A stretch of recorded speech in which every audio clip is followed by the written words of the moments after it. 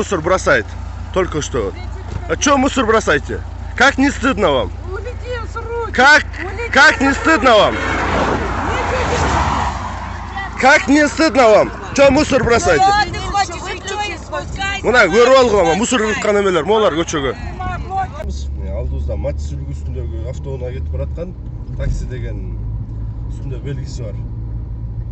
Bir mısır ırgıt tunçkan жоқ, екі ыргыт tunçkan жоқ, üçüncüsünde özüm дағы мындай жиним келип, аларга адамдарга турак сүйлөп койдум.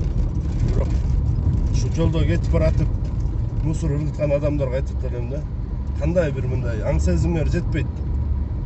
Ушуну биздин эле келечекте муундар, жаш балдар тазалап атканын соцсеттерден көрүп атасыңар.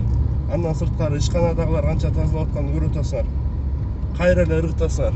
Кандай айтсак мындай силерге мындай жедет машинадан кетип баратканда машинага салып коюп атайын барып таштандыга ыргытылады. Мисалы үчүн мал деп урушсак мал таарынат да бул сөзгөчү. Потому что алар мынча мусор кылбайт өзүнүн кызынан башка. Келеми мамлекетти таза сактайлычы. Аял эркекти баары эле ушинтип көчөгө таштандырып жатса. Уяттан да уялбайсыңарбы? Балдарыңарга берген тарбияңар ушул. Машинада балдарыңар кетип барса, терезеден ыргыт үй дейсиңер, терезени ачып. Уялгыла да. Ыргытпагыла мындай мусор.